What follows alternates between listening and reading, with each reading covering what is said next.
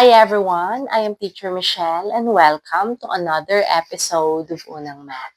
In this episode, I will be discussing this lesson, operations with radical expressions. We will perform mixed operations with expressions containing radicals as follows. Okay, first, if there is parenthesis, we have to remove them first using the distributive property. Okay, so in here, we will be multiplying this number to each term inside the parentheses. So we got here square root of AB plus or minus square root of AC. Okay, it's the same thing here. So this number should be multiplied to each term inside the parentheses. So we have here square root of AC plus or minus square root of BC. Okay, what else?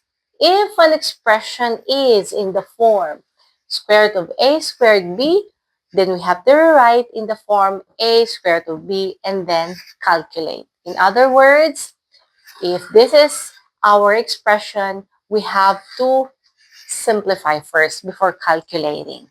Okay, for number 3, if the denominator contains a radical, then we need to rationalize the denominator before calculating.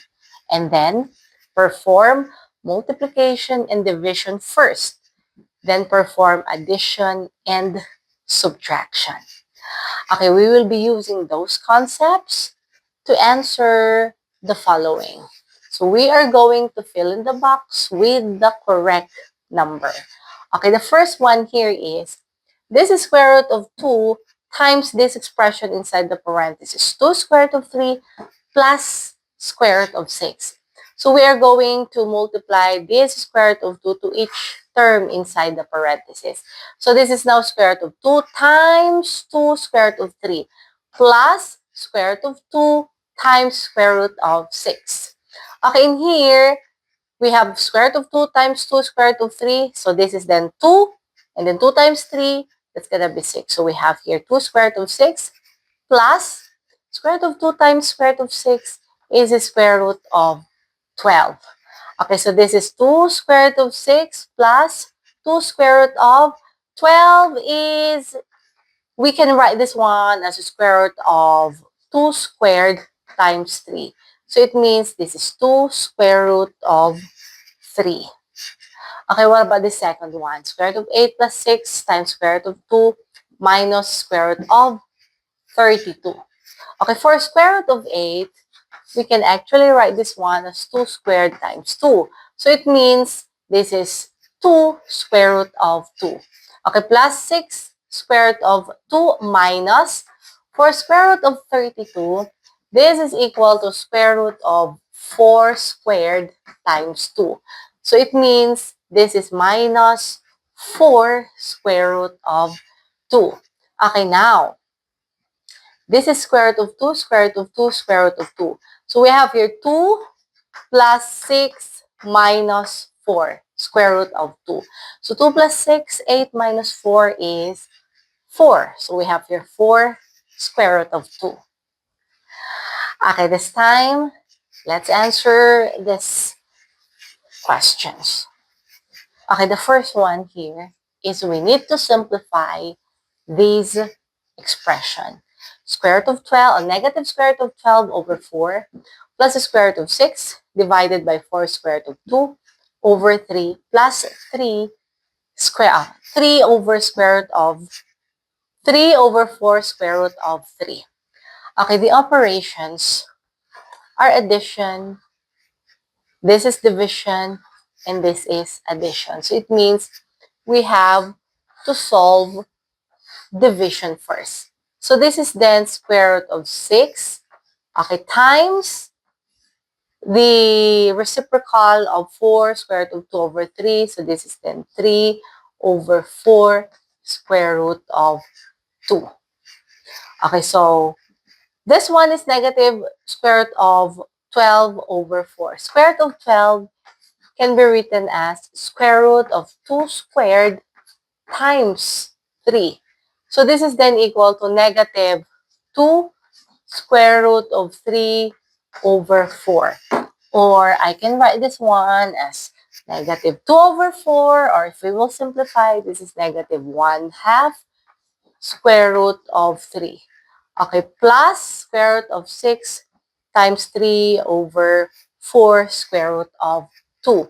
Okay, let us simplify this part first. So if we're going to simplify, then this is now 3.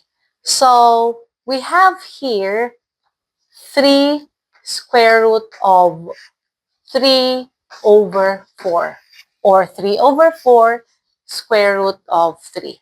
This is negative 1 half square root of 3. Okay, plus 3 over 4 square root of 3. What about this 3 over 4 square root of 3? Okay, we have to rationalize the denominator. So times square root of 3 times square root of 3. So we have here 4 times 3, then the denominator is 12. And this is 3 over square root of 3. And if we will simplify, this is 1 over 4 square root of 3.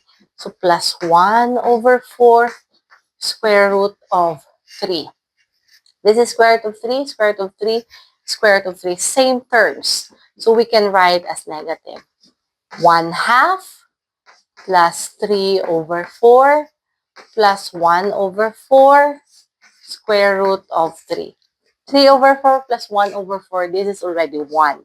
So we have a negative 1 half plus 1, negative 1 half plus 1, then this is now equal to 1 half. So we have here 1 half square root of 3. Okay, what about this last question or problem? If square root of 3 times square root of 6 times square root of 5 times square root of 45 times square root of 3, x is equal to 90, we'll find, or let's find the value of x. Okay, since the operations here are all multiplications, then we can just write in one radical, or in one radical sign, these numbers. So we have here square root of 3 times x, okay, times 5, times square root of 45 can be written as square root of 3 squared times 5. So this is times 3 squared times 5. What about square root of 3x? This is times 3 times x. And this is equal to 90. Okay, we have here x times x, then it means x squared. So we have square root of x squared. Okay, what else? We have here 5 and 5. So that's times 5 squared. So 3, and then this is 3. So this is times 3 squared. And we have here another 3 squared. So we have square root of x squared times square root of 5 squared times 3 squared times 3 squared.